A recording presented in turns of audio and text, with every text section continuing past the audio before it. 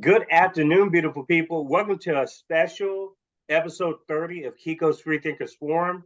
I'm here with a very special guest. His name is Dr. Jack Rasmus, and he just retired from St. Mary's College in Moraga, California. He is an economist, and he talks a lot about the Ukraine-Russia situation. He's going to be one of three guests that are specifically going to talk about the Russia-Ukraine conflict that started out of thin air, according to the mainstream media, but we know that that's not true. And we're going to learn today exactly the origins of this conflict that we have right now. And he has quite an extensive publishing record. He has tons of articles that he's published for LA Progressive, for Counterpunch as well. He has his own website at jackrasmus.com. I'm going to share all the links and stuff at the end of the episode. But I want to say thanks for accepting that invitation, and I can't wait to learn along with my audience. Glad to join you. Yes, I found out about you because of this book right here that I have in my hand. It's called Flashpoint in Ukraine, How the U.S. Drive for Hegemony Risk World War III. And you hear that come up a lot in the news. You hear about this talk of World War III. And I guess what I would ask you first is to kind of establish a tone, kind of like you have in your write-ups. You have one that you wrote early last year in 2022 that's entitled 10 Reasons Why the U.S. May Want Russia to Invade Ukraine. So this is before the invasion even happened. And before then, you contributed to the chapter of the book in question today, Flashpoint in Ukraine. And it talks about the economics of the situation.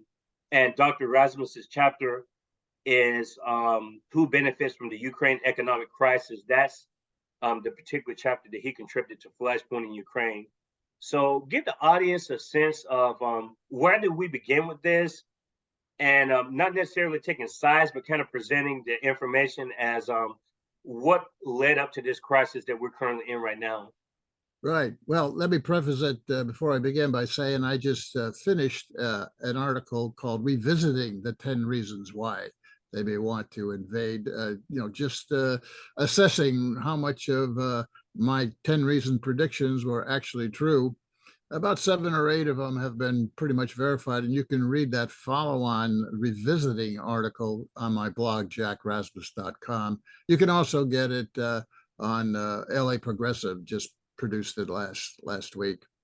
Well, it's a good question that you initially raised, because you can't understand what's going on over there if you just listen to CNN or Fox or MSNBC, because they sort of pick up the whole thing with the February Russian invasion. Like everything just begins then, and Russia has had no justification to invade, and Russia's the imperialist, et cetera, which is mostly propaganda.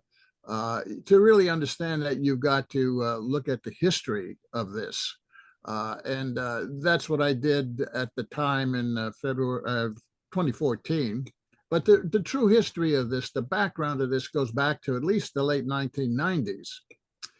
That's when the U.S. reversed its longstanding policy of not expanding NATO into Eastern Europe. You see, when the Soviet Union collapsed in '91, the whole agreement between leading U.S. experts and politicians, James Baker, Secretary of State, and George F. Kennan, longtime U.S. advisor on Russia, the whole agreement was NATO would not move east, would not threaten Russia. That was the understanding. But then in the late 1990s, that's just what the U.S. started to do, because there was a major change in foreign policy in the late 90s under Bill Clinton.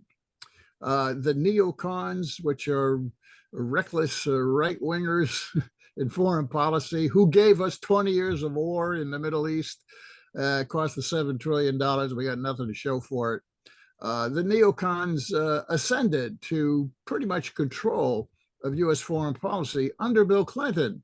Bill Clinton couldn't keep his zipper closed, and he got stuck with impeachment and a trial. And Bill Clinton just about turned everything over to anybody politically in the opposition in order to get them to back off from throwing him out of office. So it begins in the late 1990s. The U.S., I think it was 99, expanded NATO to Poland and some of the other northern Eastern European countries. And then again, NATO expanded under George Bush to the southern Eastern European countries, Romania, Bulgaria, and others like that. In 2008, the U.S. Instigated, Georgia to invade Russia, and of course they lost that one. That was embarrassing. And then the U.S. policy added the rest of the Eastern European countries, the Baltics, and so forth, to NATO. And NATO is kind of an existential threat to Russia. And Russia knows it. If Russia gets surrounded by NATO countries, it's just a matter of a few minutes where missiles, Western NATO US missiles can, attack Moscow and Petrograd and so forth, St. Petersburg, and so forth. And the Russians know it, and it's an existential threat as they see it, because in their history, it's happened so many times. They've been invaded by the West so many times, not just Hitler, but Napoleon and others. So you got to understand their psychology, their historical psychology. They're very nervous about this. And then in 2013, what the U.S. did historically, people aren't aware of it, was to fund ground forces to enact a coup d'etat. In November of 2013, an election occurred in Ukraine, and you had two candidates then. One was pro-Russia, wanted to keep trading with Russia, because Ukraine had always been part of the trading bloc there with Russia. And you had another group that wanted to break off all relations with Russia. And that sort of contention politically had been going on in Ukraine forever. Western Ukraine was part of Poland at one time, and Western Ukraine always leans towards Europe, and Eastern Ukraine always leans towards Russia. So these two sets of forces were contending electorally and politically. And before 2014, they were trading off the presidency right and left, but Ukraine was kind of neutral after 1991. And the new president got elected, was slightly pro-Russian, but he wanted to trade with both Europe and Russia. He didn't want to break off relations with either, whereas the other candidate wanted to totally break off with Russia and just trade with Europe. Now, what happened in the winter of 2013-14 was that the United States funded these shock troops on the ground, neo-Nazis, very clearly neo-Nazis. They run around with, symbols, and their hero is this guy, Stepan Bandera, who sided with the Nazis during World War II and engineered mass extermination of Ukrainian Jews and other people. So he's their hero, Stepan Bandera. He was a avowed fascist Naziist. And these forces on the ground were these movements, neo-Nazi movements that the U.S. used to overthrow the narrowly elected government in late 2013. Narrowly elected president there, I forgot his exact name, who wanted to trade with both sides. No, they wanted to break Ukraine off, have it become part of NATO and so forth. But the point is that the U.S. leader at the time, Victoria Nuland, who was the Undersecretary of State for Eastern Europe, who, by the way, was a private equity hedge fund finance CEO out of Chicago, who went into the government, and she engineered the payment to these groups, these neo-Nazi groups, to overthrow the elected, very narrowly elected, by the way, new president in late 2013. It was a coup d'etat. And she bragged about it publicly on TV. She even got caught saying, we spent $5 billion, we, the US, and we got what we wanted, and we're going to put our boys in charge. And that early government had many of these neo-Nazi party movement leaders in it.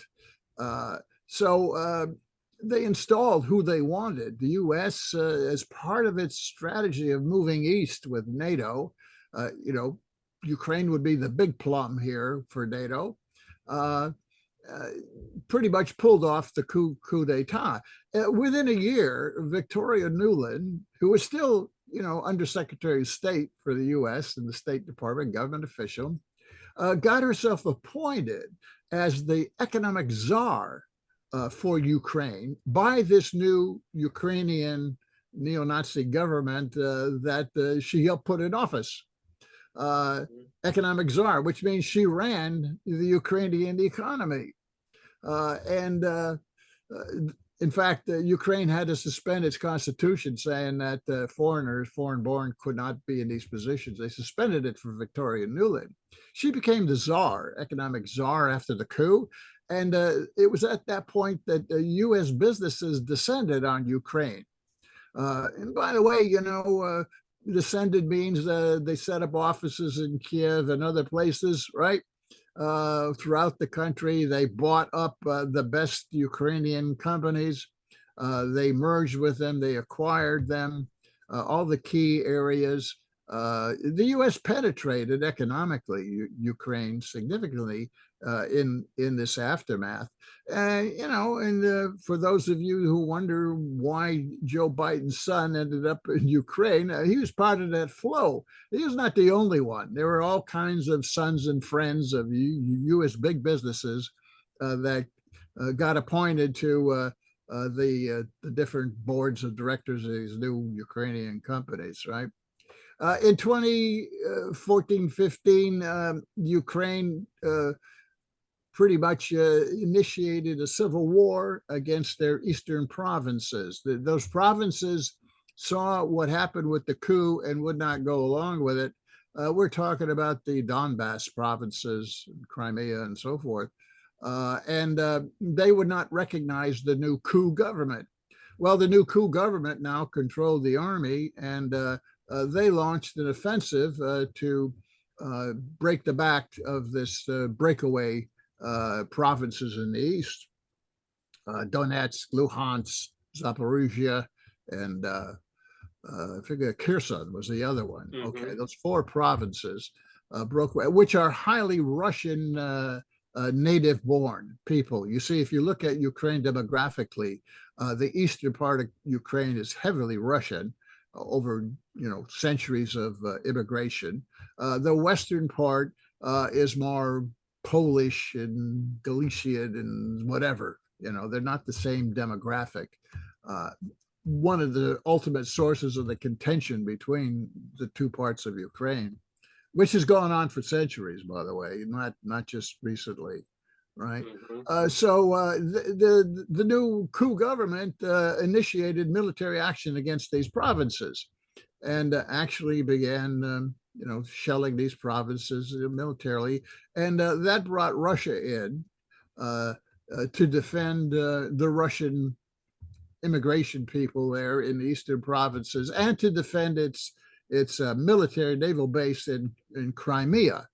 Crimea was always heavily Russian. In fact, until 1956, it was always part of Russia, and the communist government just sort of gave it to Ukraine after 1956. But it's the main Russian naval base there in the Baltic. And of course, when the coup happened, the Russians took back their naval base and the Crimea itself. Then the battles began in the Donbass region, as I described. There was a temporary ceasefire in 2015 and 16. It was called the Minsk Agreement. Minsk is the capital of Belarus, nearby. And the parties met there to have a kind of a ceasefire and a truce. Okay.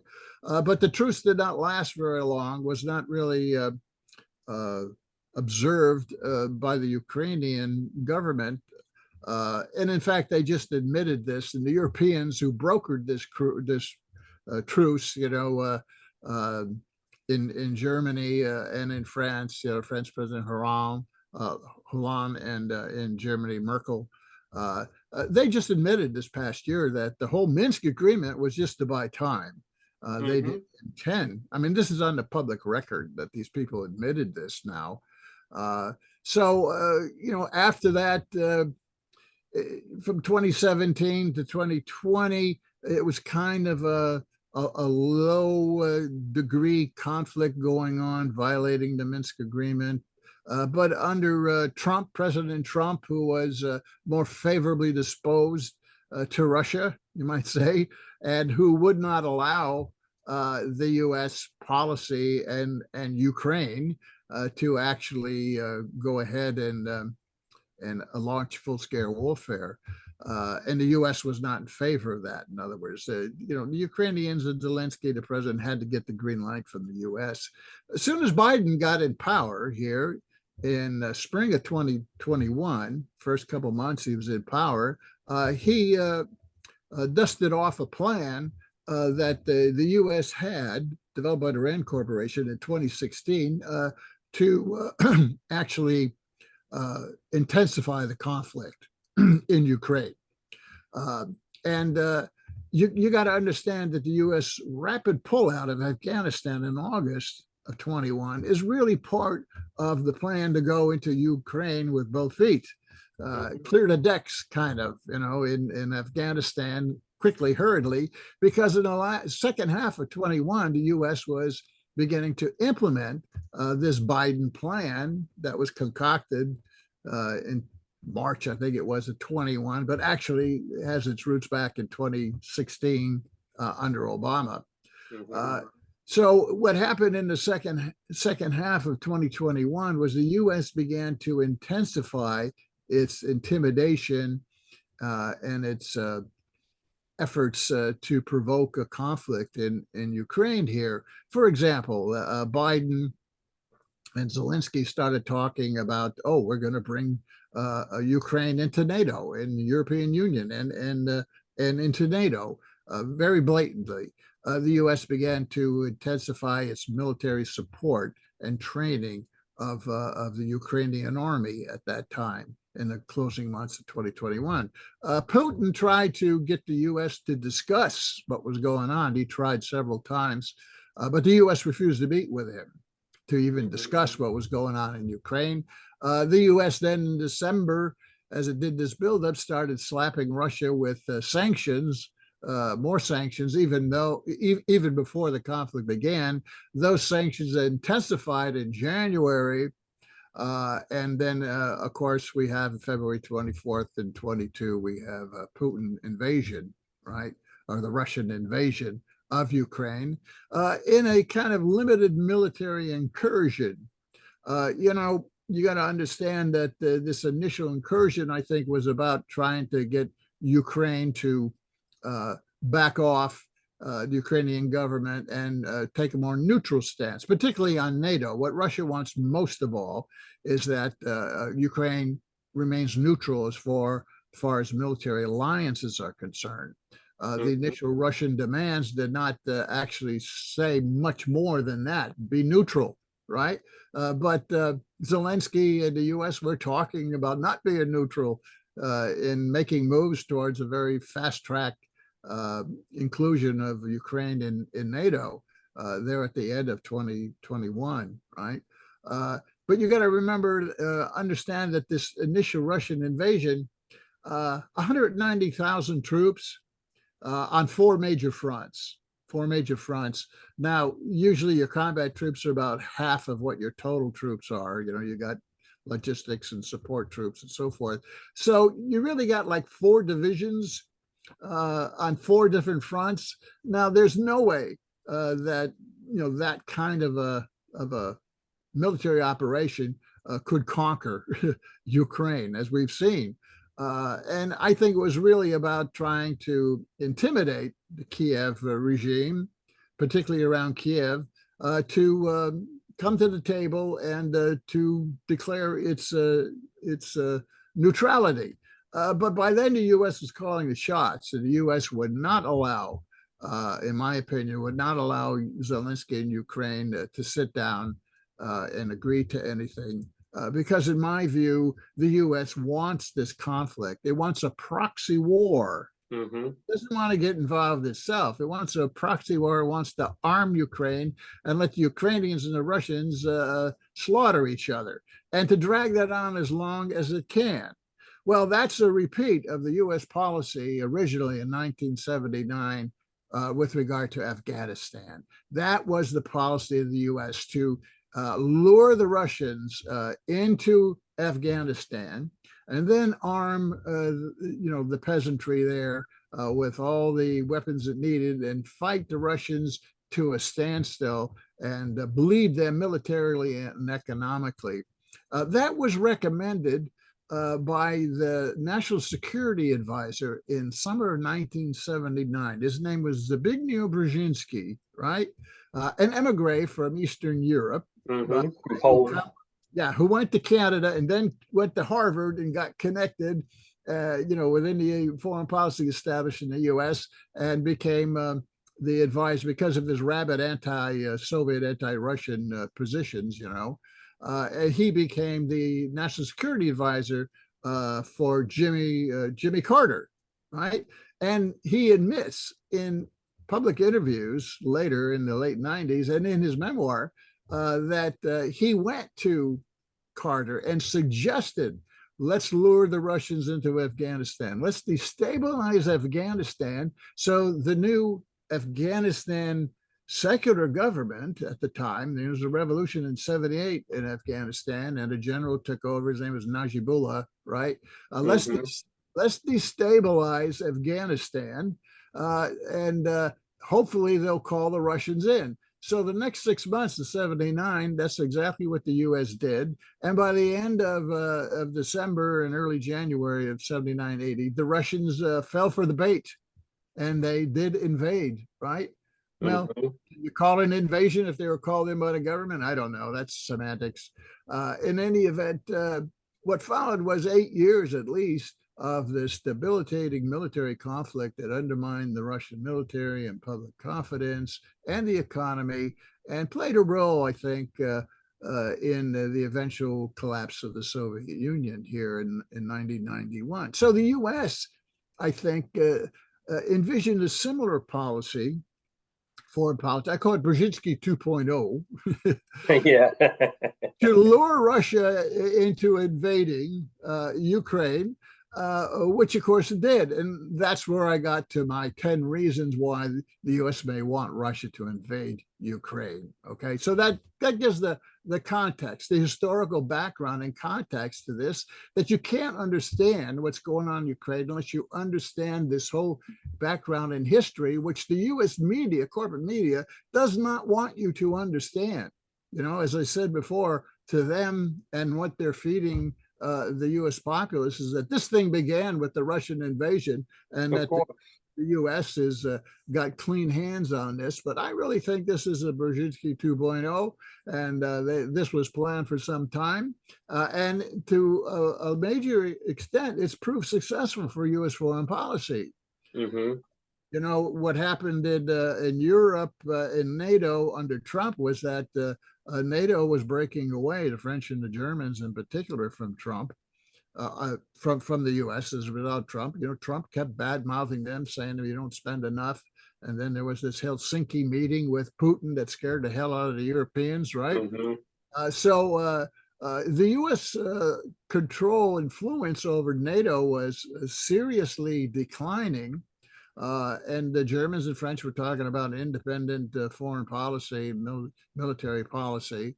And as a result of the invasion here and the conflict in Ukraine, the U.S. has reestablished its total control over NATO. And NATO does whatever it wants now. So its hegemony over NATO has been totally established. The other main objective that I talked about in the article was that U.S. policy is to drive Russia out of the energy markets in Europe, oil and gas, which Europe is becoming increasingly dependent upon, before it got too far to drive Russia out and drive them out of all other economic and financial markets in the West as well, so that the U.S. could refill that vacuum and make Europe and NATO even more dependent on the U.S. Well, they've succeeded in that. They've succeeded in that. They, meaning the U.S. and U.S. foreign policy establishment, they've driven just about totally now Russia out of the markets in general. They've reestablished hegemony and control over NATO to the extent NATO just does whatever the U.S. wants now. And there were other objectives as well. If the U.S. comes in, drives Russia out, big profits for the U.S. oil and gas companies because they're charging Europe 3 times what the Russians were. So not only is Europe dependent economically now on U.S. energy, but U.S. oil companies making huge profits. Last year, Exxon, Chevron, the big 4 in the U.S., registered record profits of over $50 billion each. And now they've just announced that they're going to give stock buybacks and dividend payouts, just about $50 billion each. And all the other oil companies are doing the same thing, even foreign oil companies. So somebody's getting very, very rich off of this. It's the oil companies, not only from increased sales at a higher price in Europe, but it creates the shortage here in the U.S. that allows them, as happened last year, to jack up the U.S. prices, gasoline, and other prices. So they're getting 2 bites of the apple, and they're making obscene profits here.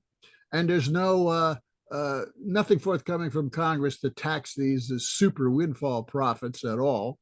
So, they and the military-industrial complex, war makers, Lockheed, Raytheon, and others, they're making money hand over fist as a result of this policy, U.S. foreign policy here to pretty much engineer a coup and then lure Russia to invade. NATO has gained even further power with Sweden and Finland going to join. Okay, so the U.S. is encircling Russia with NATO, and if they prevail in Ukraine, they've got them totally encircled, and they can then intimidate Russia and get whatever they want out of Russia in terms of politics and economic decisions here. They'll be located just 4 or 5 minutes in terms of missiles from Moscow. And one of the favorite topics of discussion in the neocon military establishment in the U.S. is to do a decapitation, a nuclear strike. In other words, it's now becoming popular thinking that, we can win a nuclear war if we just hit the Russians, level Moscow and St. Petersburg and some of these other cities immediately, quickly, disable their military response so that, they can't respond. We can win a nuclear war. This is, penetrating the State Department and thinking in the military in the United States, which is very, very dangerous.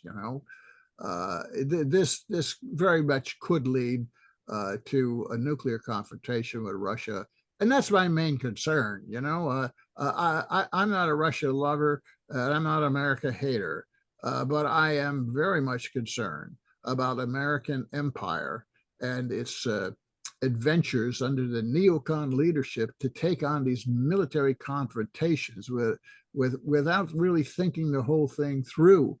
These people, myopically think they can pull this off, and they're talking now, next phase we got to provide missiles to Ukraine here so they can level the Russian naval base in the Crimea, and I said to them, hey, remember Pearl Harbor, folks? Do you think that they're just going to capitulate if you do that? Then you're going to have an all-out war. But this is the kind of crazy thinking going on by this neocon establishment, the Newlands and Sullivan there and Blinken, who are running foreign policy. My concern is the danger to us here in the United States of a military confrontation with another nuclear power, be it Russia or China, right? These people think they can pull this off, You know, I mean, I'm concerned about my kids and grandkids. You know, and to me, you know, it's not worth the interest in Ukraine. I mean, Ukraine for the American people is negligible. It doesn't mean anything economically or politically. It doesn't threaten us. It doesn't change us here in the U.S. unless the U.S. elites want to provoke a wider conflict. It's a very I don't think we're in as dangerous a position we are since the 1962 Cuban Missile Crisis in the U.S. This is how serious this is. And that's why people need to understand the facts and the history behind this. Russia sees this as existential, right? This is a threat to Russia existentially. I mean, think about it.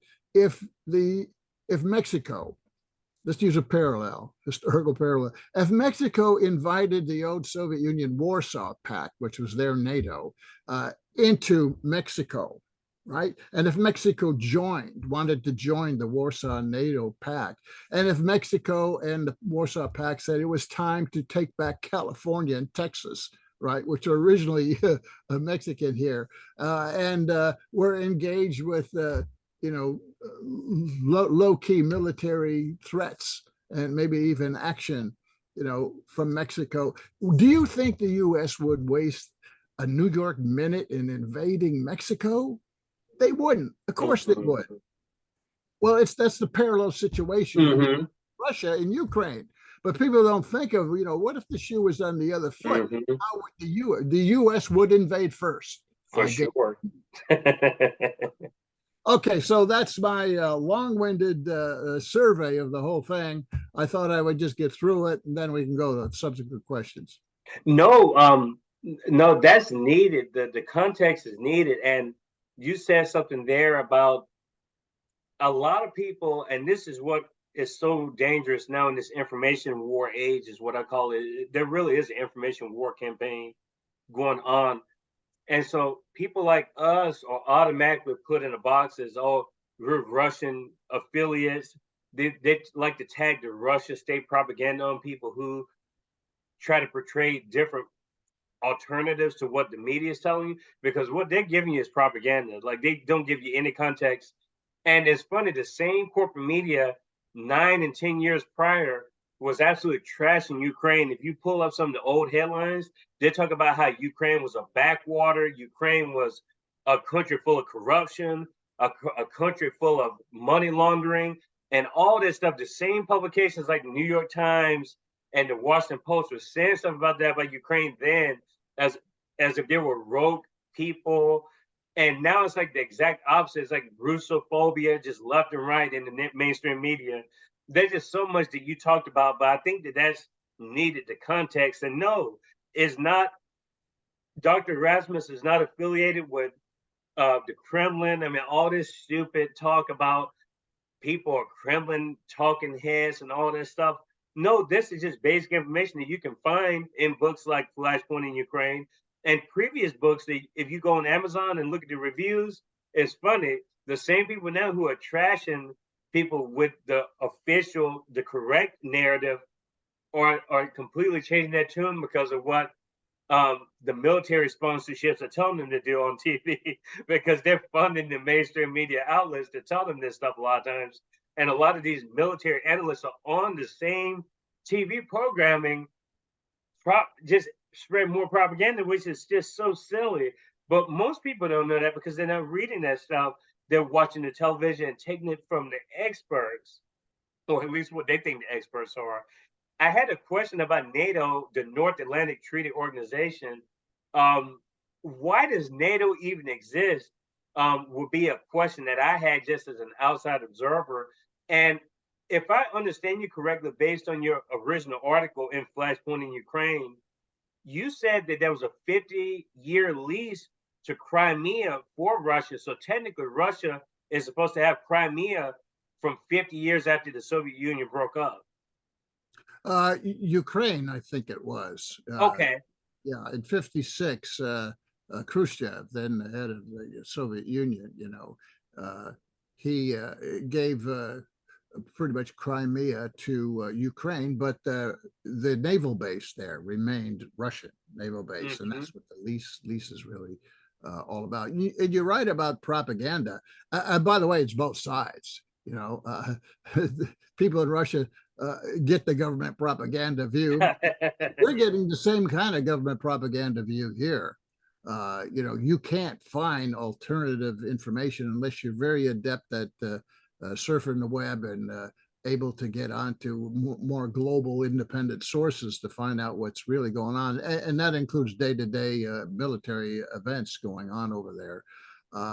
It's the propaganda machine in the U.S. is so intense. I mean, even in 2003, in a run-up to invade Ukraine, which was pretty intense right before.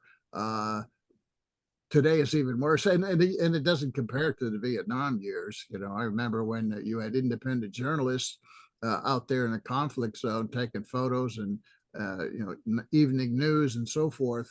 By the time we got to the Iraqi wars, it was these guys were embedded, as they say, with military units, right? And now in Ukraine, they're nowhere near the front lines. They're sitting back in the Western city hotels in Lviv, right? And they're reproducing government agendas and statements and feeding it back to CNN and MSNBC and all the others that are just going along with this thing totally. It's almost impossible to get independent views and news on what's going on over there and the origins of this and the history and who benefits. As I said, you know, who benefits from these policies? It will give you a smoking gun as to who's behind it and what's happening, right?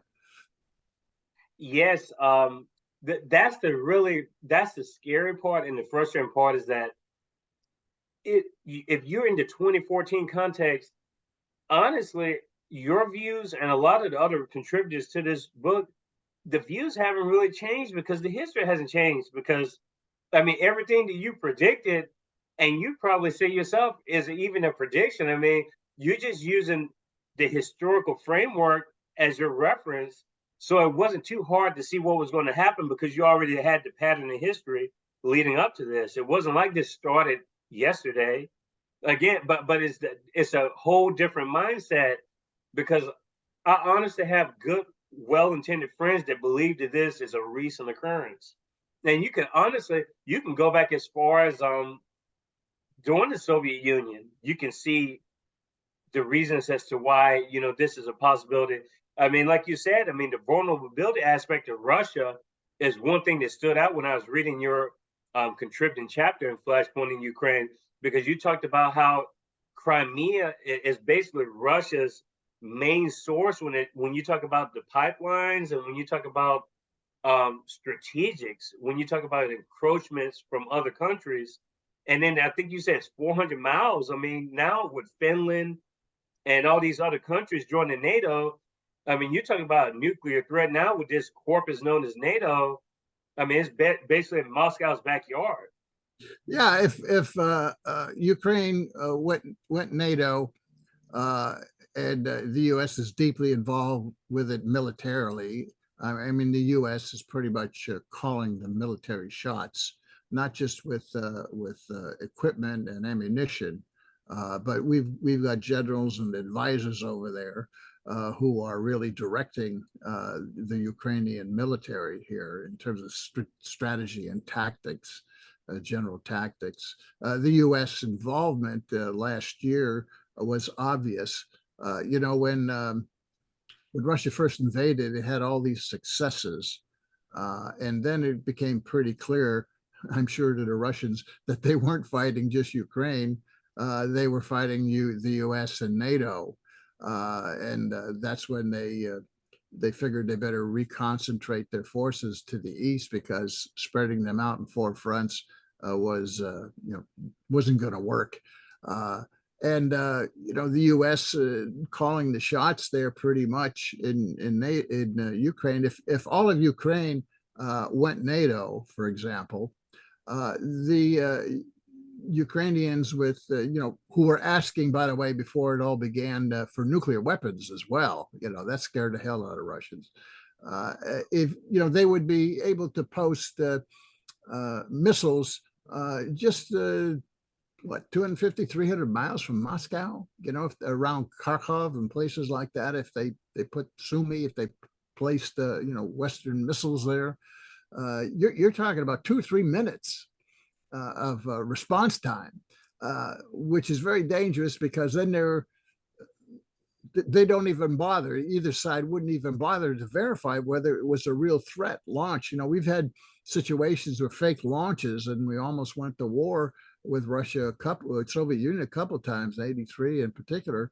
But there would be no way to check whether it was a flock of birds or really missiles coming in. So they would launch. That's how dangerous it is when you have missiles that now, hypersonic missiles that go at Mach 9, Mach 15.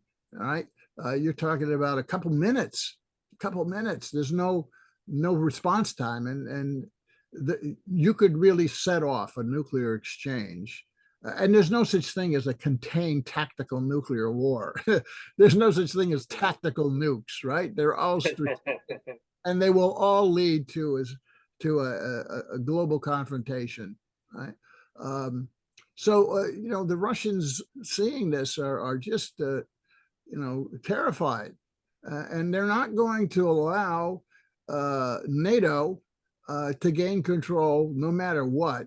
It's an existential threat in Ukraine. They're not going to allow it, which is different than maybe Finland or Sweden, where you don't have crazies, right?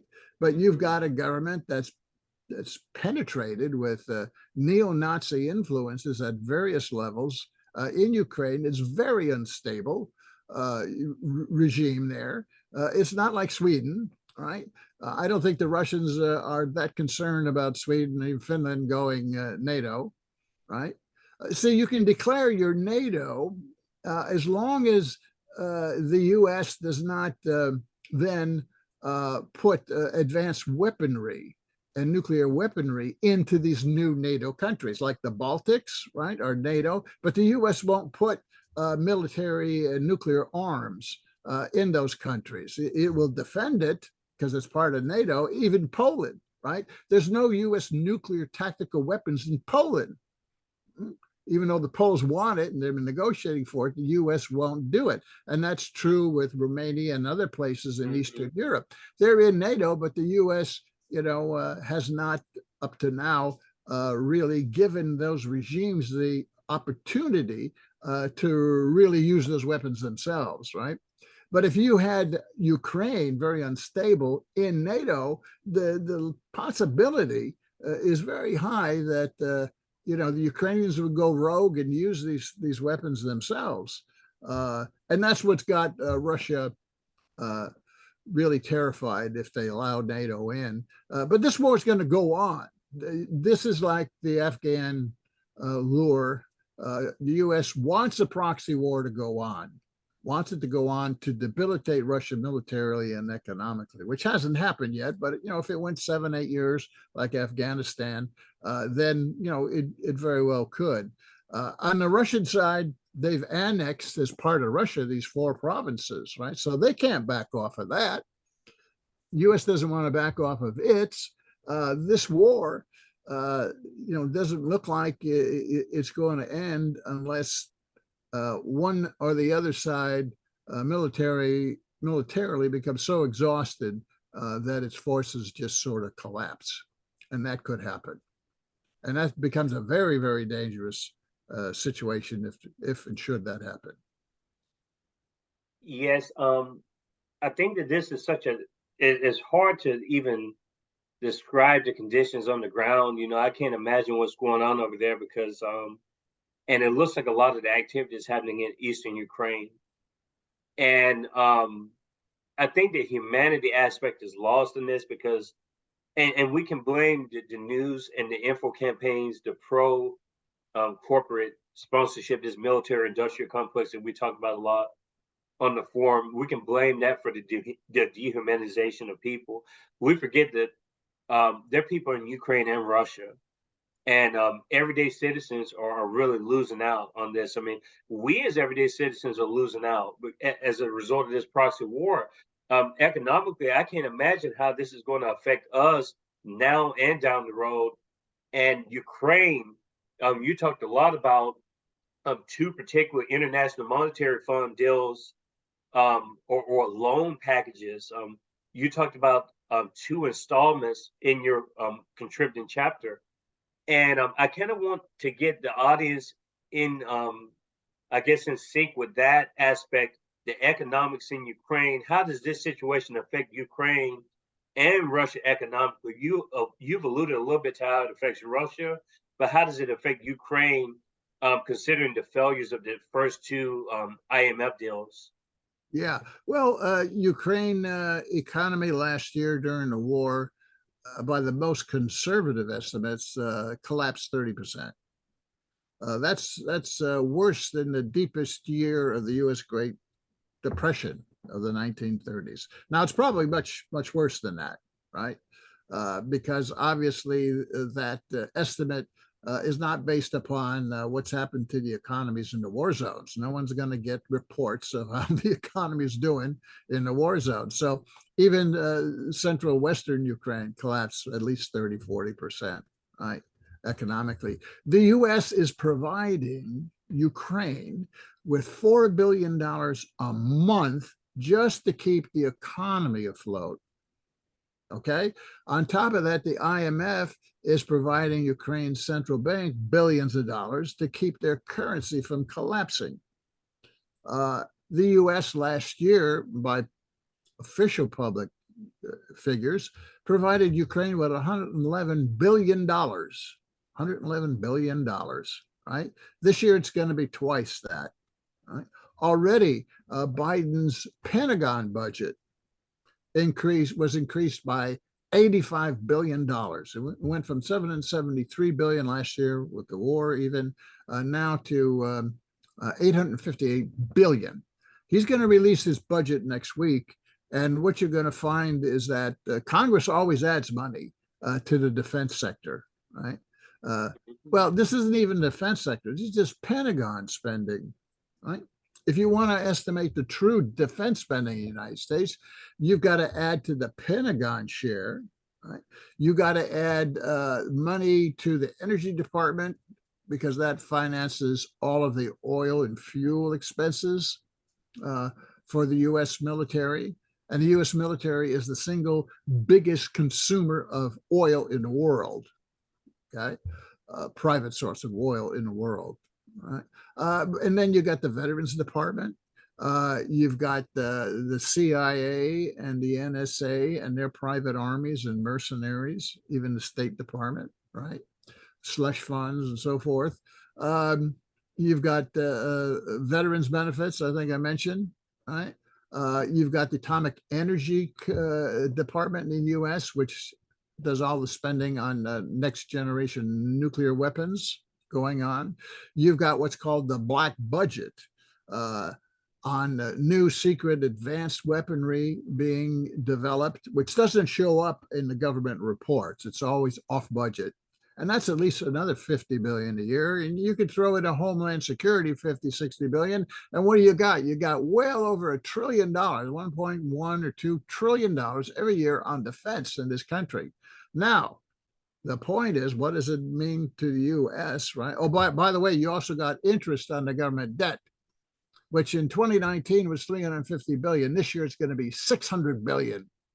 And in a decade, it's going to triple, right? Interest just to the banks and investors on the debt because you have this massive deficit every year. This year it's $1.5 trillion again deficit, right? The impact on that on the everyday American is serious, right?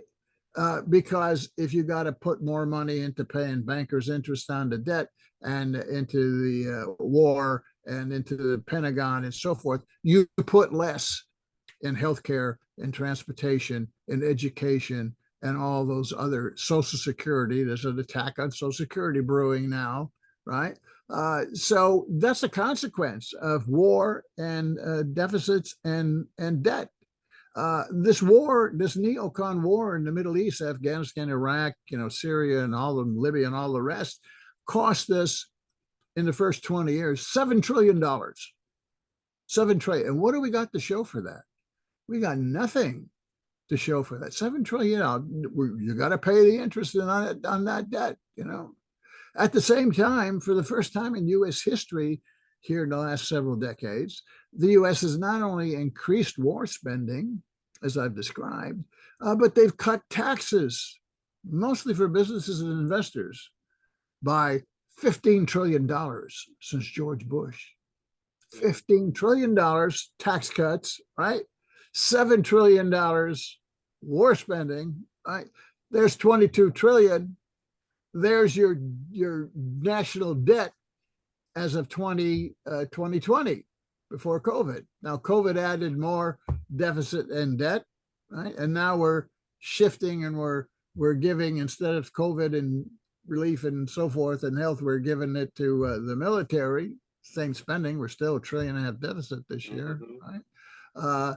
And the deficit is now $31 trillion. I mean, the debt, $31 trillion. And that's going higher. And that doesn't include Social Security.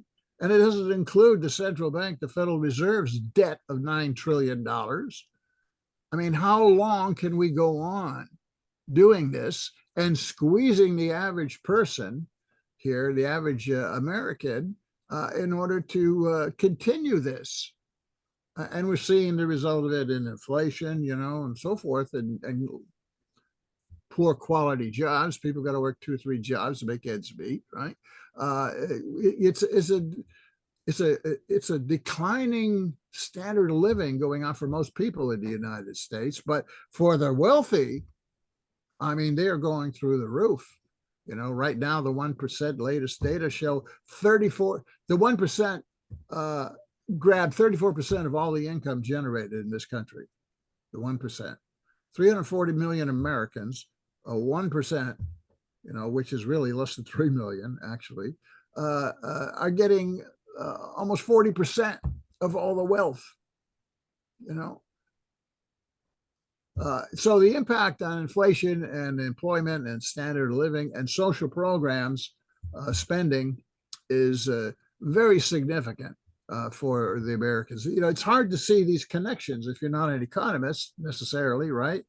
But when you've got Pentagon and more spending, over $1 trillion every year just to carry out the objectives of the geopolitical neocon elite in this country, right? When you've got that much spending, it means less for everybody else. Mm-hmm.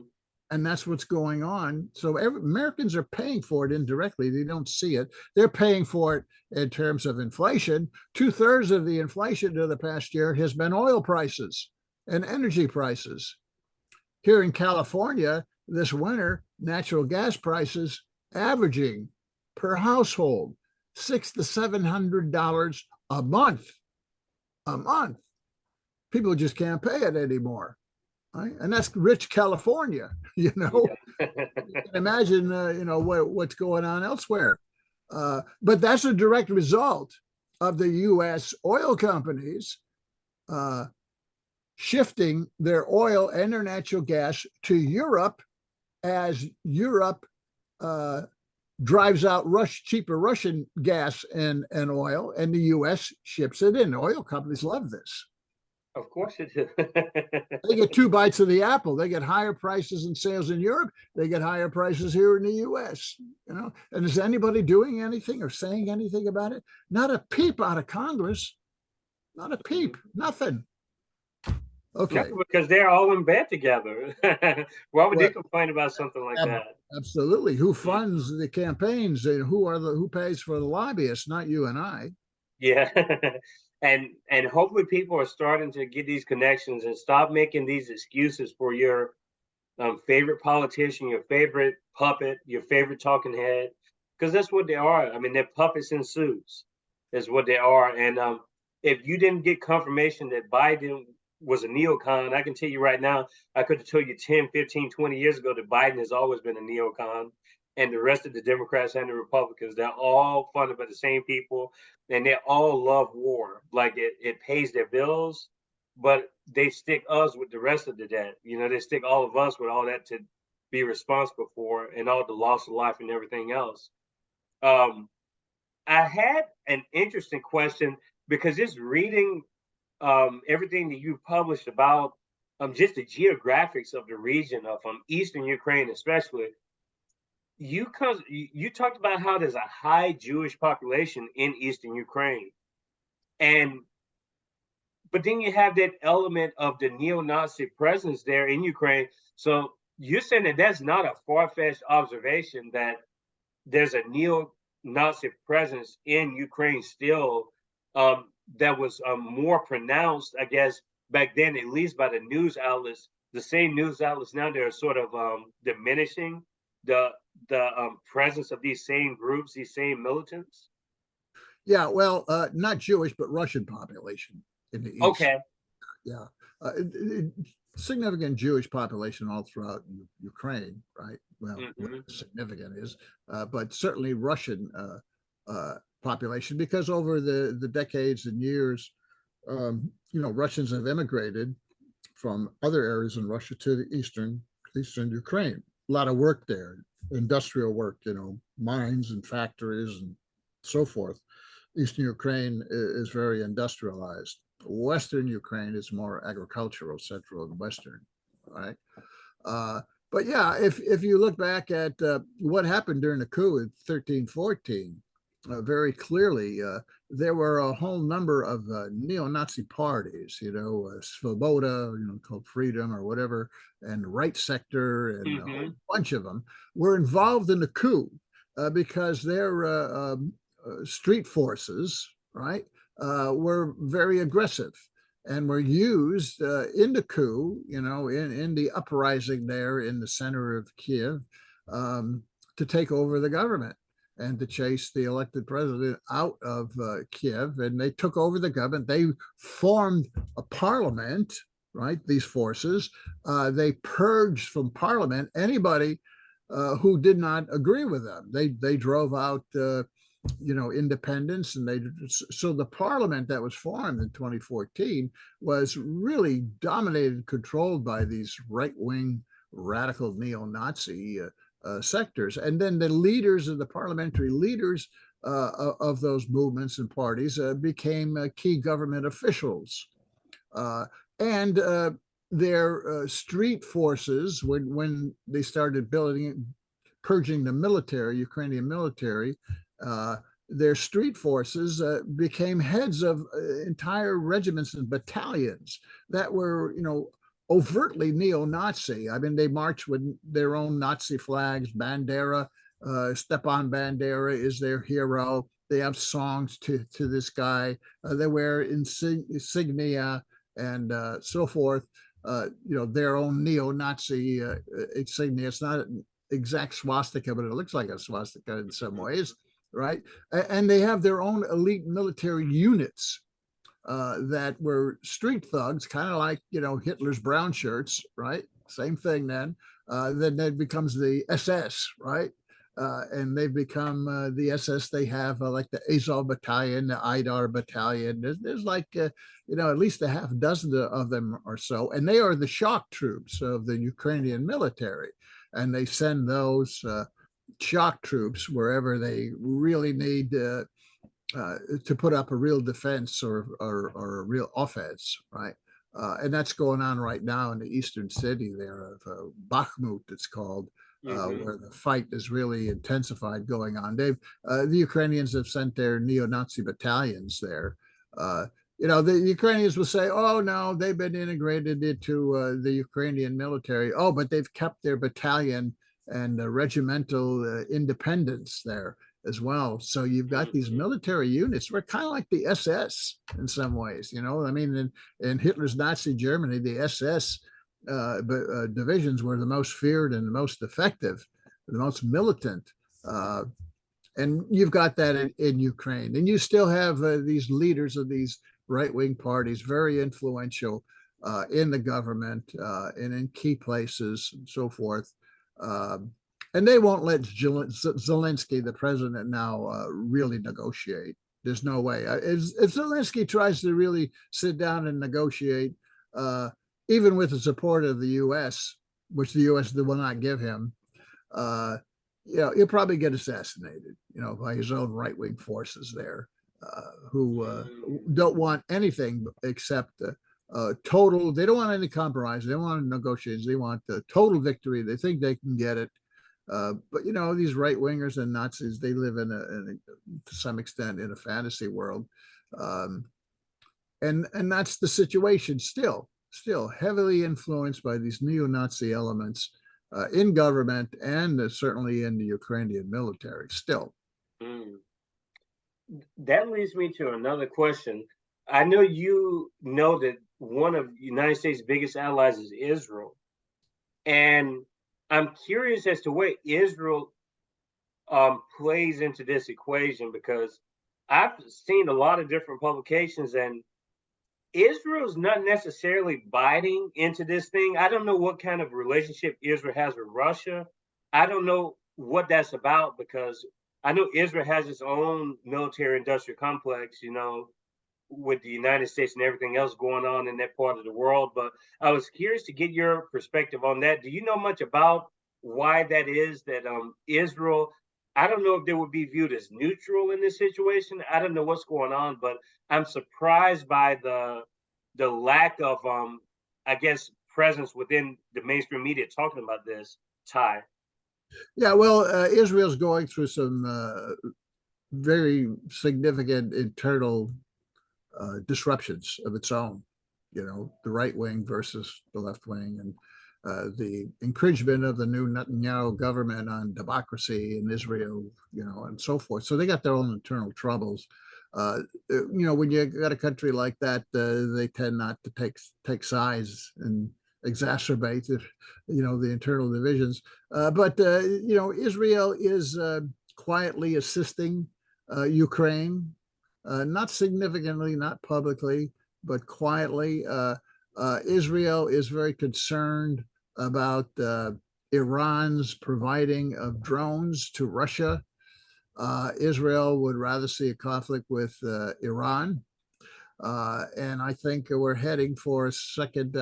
Should the situation in Ukraine really blow up in a full-scale war between NATO and Russia, you will see a major second front emerge that's still bubbling there in Syria and in the Middle East. And I think Israel will provoke something with Iran, or try to, as part of this spreading global war, should it happen. But we're not there yet, okay? And it's not imminent even. But Israel, to answer your question, is trying to straddle the fence here, and not be so overtly anti-Russian, and to play, I wouldn't say even neutral. Behind the scenes, they're supporting whatever the U.S. supports. Israel will support. Israel's not going to go against the U.S. publicly and so forth, because they're so integrated economically and militarily with the United States. So that's about the only observation I have on Israel. What is I have two final burning questions, I guess. The last one is not necessarily a question; it's more of a clarification. But this talk of the Nord Stream pipeline, number one, what is that about? And number two, you alluded to that in previous articles before this even happened. So did the U.S. blow up a pipeline? Like, is that confirmed that happened? Yes, that's confirmed. As part of Russia's penetration of the energy markets in Europe, they built these pipelines, oil pipelines and gas pipelines. And there's a number of pipelines going into Europe. There's one that goes through Turkey and Bulgaria, and from there it goes to Hungary and Italy. There's pipelines directly going from central Russia into Poland and Czechoslovakia, Czech Republic and Slovakia Republic. And then there was this pipeline called Nord Stream 1 that went from roughly Russia, Petrograd, St. Petersburg area, down through the Baltic Sea to northern Germany. And Russia built the second pipeline, Nord Stream 2. right? And these pipelines going to Germany would have made Germany almost totally, influenced by Russian gas and energy. Nord Stream 1 in Russia provided about 40% of Germany's natural gas and about a third of all of Europe's natural gas and a significant amount of the oil to all of Europe as well. So even before the invasion of Russia, the U.S. clearly had plans to blow up the Nord Stream pipelines to Germany. You see, Germany had been reluctant throughout all this to get too deeply involved in the Ukraine conflict by sending all the German weapons and so forth. They don't have that much to begin with. And it was pretty clear. Seymour Hersh, this star investigative reporter in the U.S., who revealed abuses during the Vietnam War. He exposed what was going on in My Lai and places like that. He then exposed what was going on with the invasion of Iraq here by the U.S. in 2003 and the prison, Abu Ghraib prison, of the U.S. and the abuses there. So he's a real investigative journalist, famously in a whole number of areas and exposés. He honors his sources. He will not reveal his sources. He has won Pulitzer Prizes and so forth. Well, he did this investigation of the U.S. planning to blow up that pipeline and revealed that Biden and others have said that that pipeline will not open up. We know how to take care of it. That's a quote, right? And then he revealed here not too long ago how in September of last year, the U.S., with the help of Norway, which has a lot to gain by natural gas because Norway produces natural gas. If the Russian natural gas is thrown out, then Norway sells more natural gas, you see. So the Norway military and the U.S., pretty much according to Seymour Hersh, blew up that pipeline. Very clear. The evidence is very strong that they did that. But you won't read anything about that in the New York Times or the Washington Post, or even the counter criticisms to that view. There's a total blackout in the Times and the Post about that event, which is really a declaration of war against Germany by the United States. Of course, Germany's not going to do anything about it, right? So that's the part of driving Russia out of Western European energy markets. That this whole war is in part about, and successfully. Those two pipelines are shut down now. Nord Stream 2 never got to open up. Nord Stream 1 got damaged. It's shut down now. But, there still are pipelines going from Russia, even through Ukraine, to Western Europe, even through Ukraine. And then through Turkey. Turkey wants to expand its purchase of Russian gas. You've got sanctions on Russian oil going to Western Europe, but Turkey's buying, and China and India buying the more oil from Russia than is being cut from Western Europe. And Turkey's reselling the Russian oil to Western Europe. So there's lots of ways of getting around these sanctions, which is occurring. It hasn't impacted the Russian economy that much. The currency has not collapsed. It's stabilized.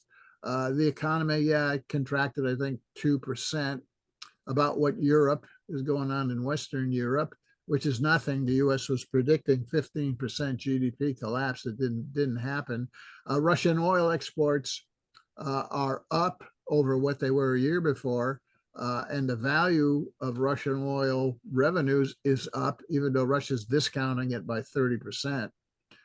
That's why India and China is buying so much, and Turkey buying so much Russian oil. It's so much cheaper. It's even cheaper than it was before.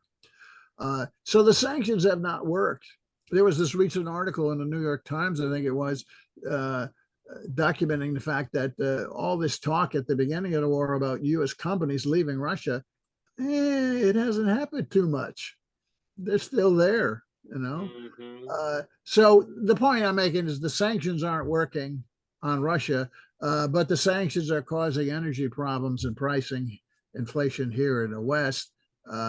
Europe is even in a worse case in that regard than we are because we have a glut of oil. The United States produces 12 million barrels of oil a day. We are the largest producer in the world because of fracking technology, more than Russia, more than Saudi Arabia. We produce more oil in Saudi Arabia. So why are prices so high if there's so much oil in the U.S.? Because the oil companies won't pump it out of the ground. You know, they want to sell it. They want to sell it to Europe and places like that because they control the price of oil in the United States through the refining process. We haven't built any refineries in the U.S. in decades, and they're not going to. So if they want, you know, whenever they want to jack up oil, gasoline prices, which they're starting to do again, all of a sudden, you know, one or more refineries shuts down in the spring. It usually happens in the spring for Hmm.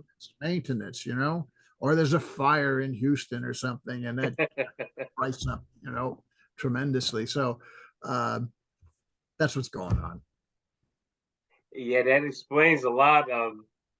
And there's so many different sides to this conflict, and the economics is something that I think you and maybe Michael Hudson and maybe another contributor, because there were so many contributors in the Flashpoint in Ukraine, but those articles stood out because there was an economic intention and analysis in there, and the other chapters had a lot to do with geographics, had to do with um, internal friction within those spaces, but overtly economic policy and just the consequences outside of those regions. Even not, we talk about what this effect this could have on Europe, the United States, the rest of the world.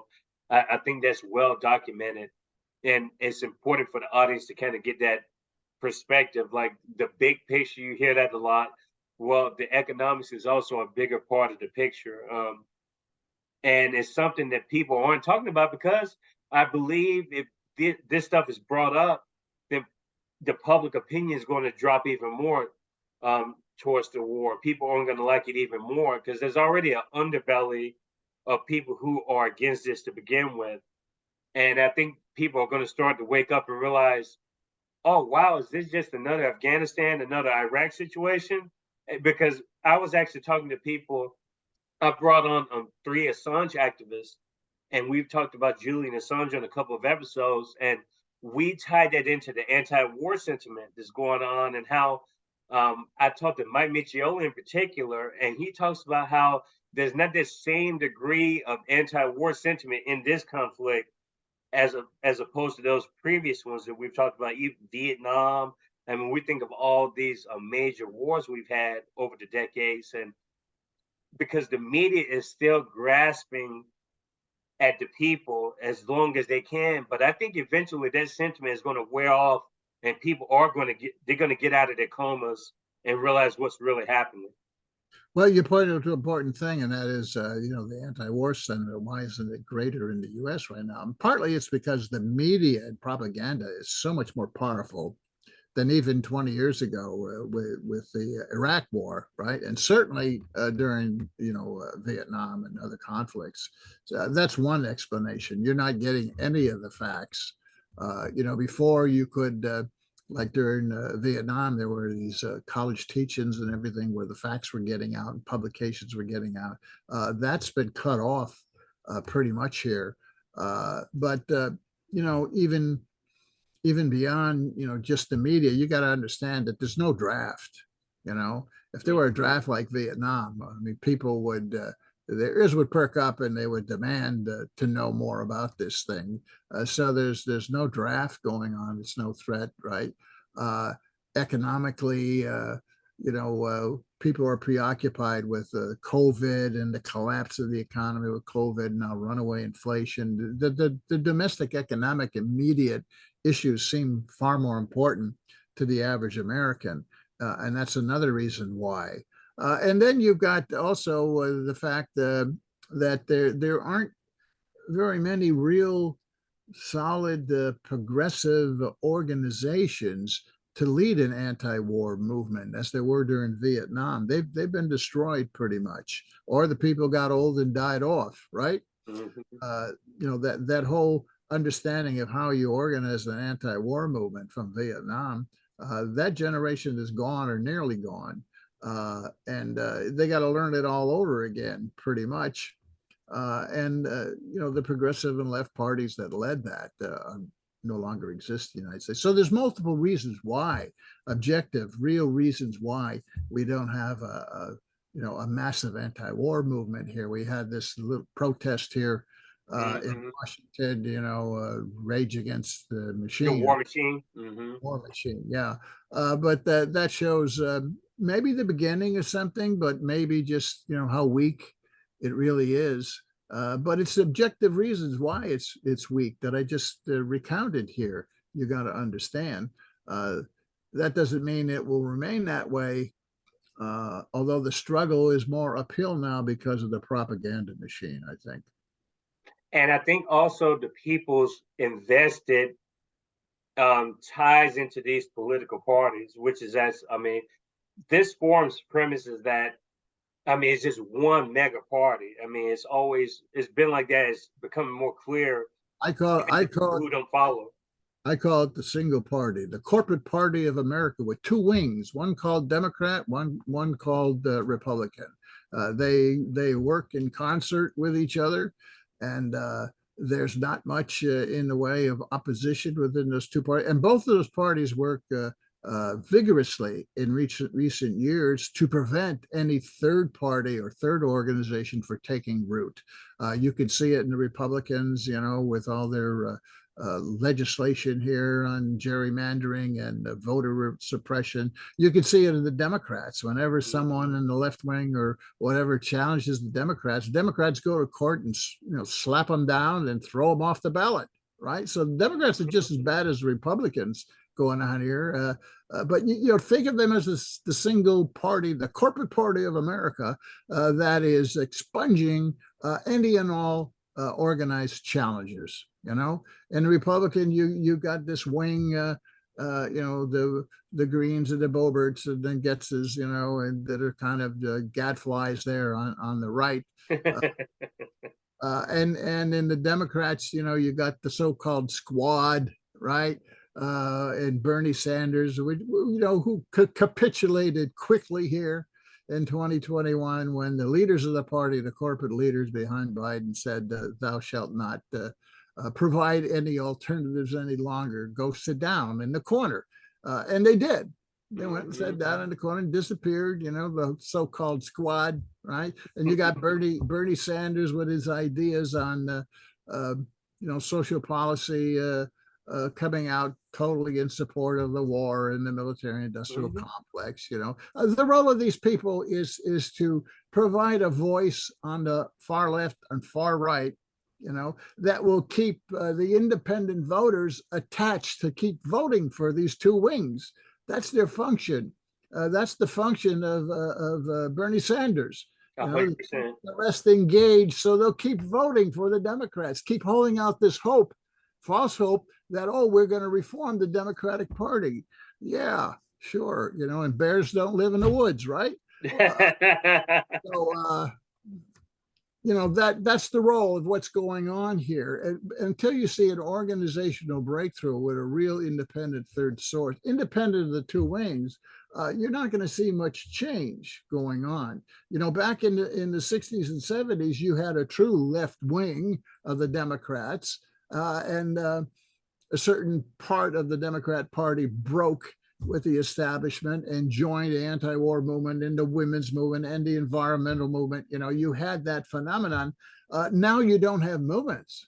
In that sense. And certainly the quote, you know, left and right wings of these two wings, the wings of the wings, you know, and that's why you've got you know, Biden coming out and said, "Oh, we need a strong Republican Party," right? Of course. Well, he knows that the left wing, the Democrats, the vulture can't fly without a right wing. You know, they need two wings to fly. They know that.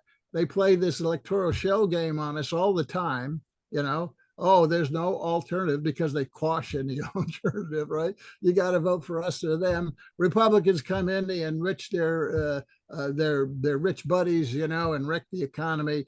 Democrats come in saying they're going to do something about it.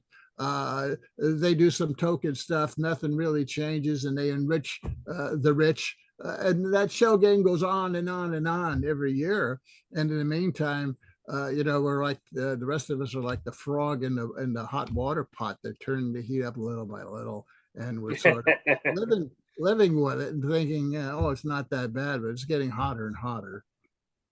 Yes, it is. And I do want to touch on one thing you mentioned before we talked about the anti-war sentiment before we go.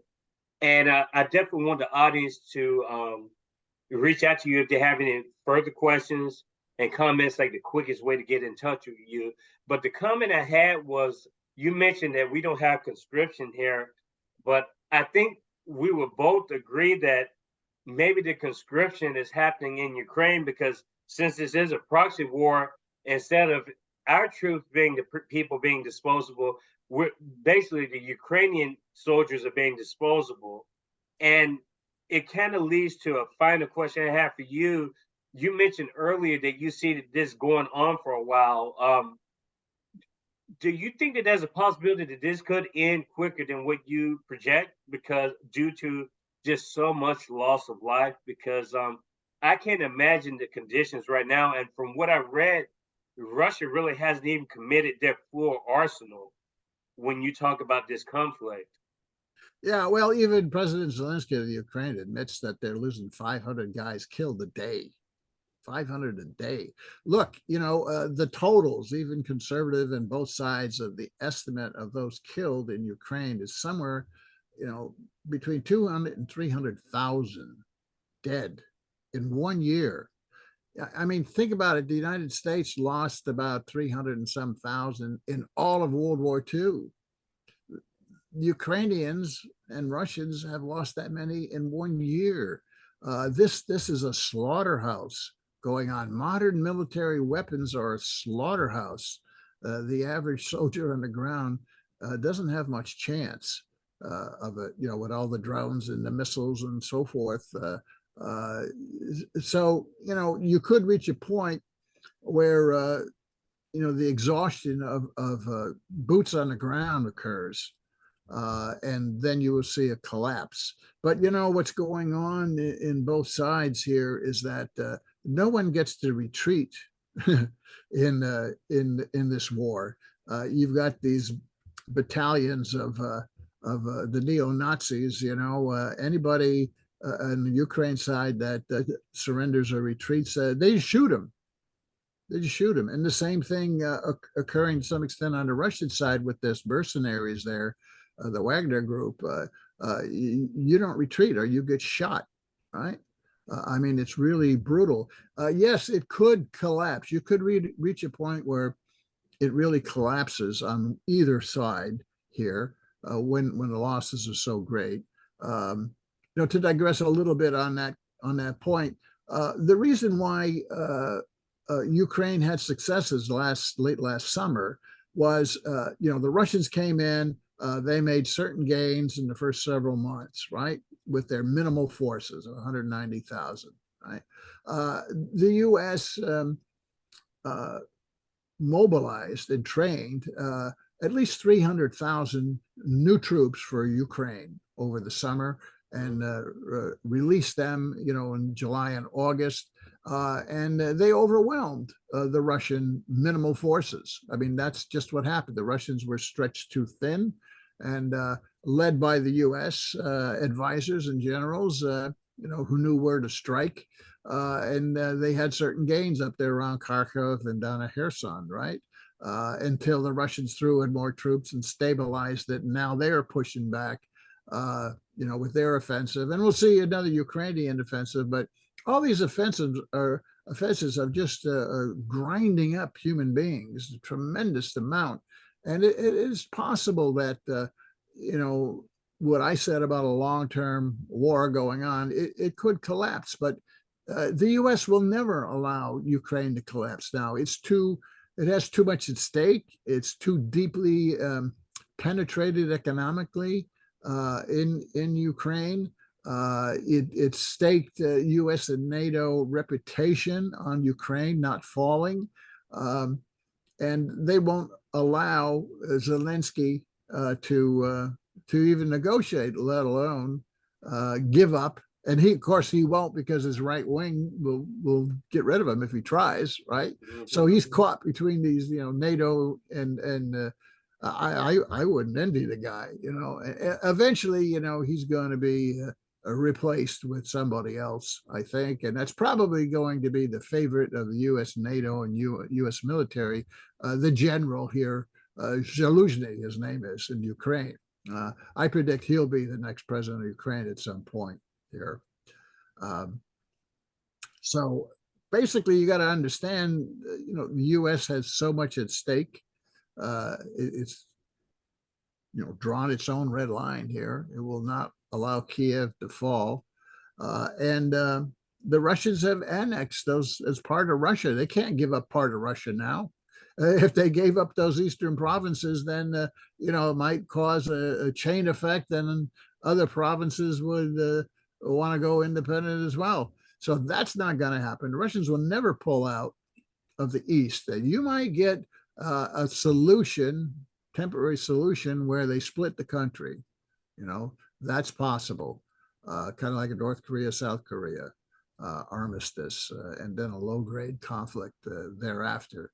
But I don't think you're going to get that until Biden leaves office, right? And of course, he's going to leave. He's not running, Anyway, tells you he's running. That's naive about the U.S. politics. I mean, the guy's already 80 years old, right? You can see he's not as sharp. So, and there's moves to replace him, and there's moves to substitute DeSantis for Trump on the other side. I think that'll fail, but we'll see. American politics are very volatile right now, and anything can happen here. But the U.S. will not change its policy, no matter what happens in Ukraine, until 2025 at the earliest, if it does.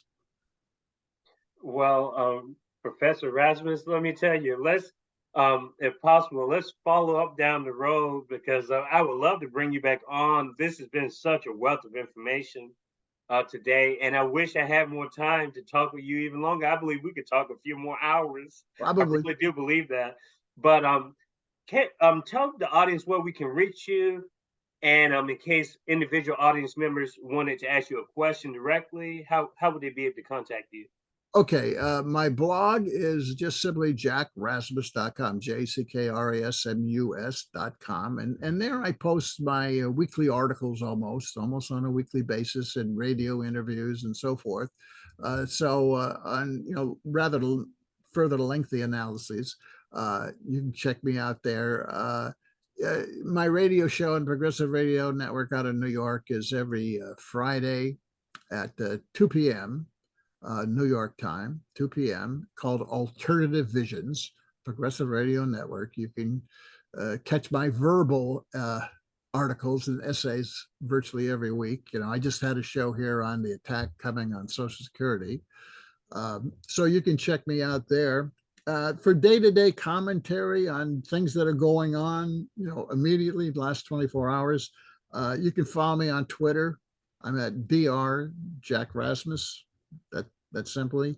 My website is a little bit out of date. I'm doing most of my posting on the blog now, but my website is JR Productions, and some of the older, longer, going back to 2010 video interviews and postings and so forth are available there. You can get my various books. I've got 8 published books.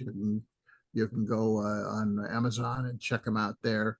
I got a forthcoming book called The Viral Economy and the Aftermath, about picking up where my previous book ended, The Scourge of Neoliberalism, Economic Policy from Reagan to Trump, ended with, I think it was 2019, right before the COVID thing. So this next book picks up the economy, COVID, and the aftermath to COVID.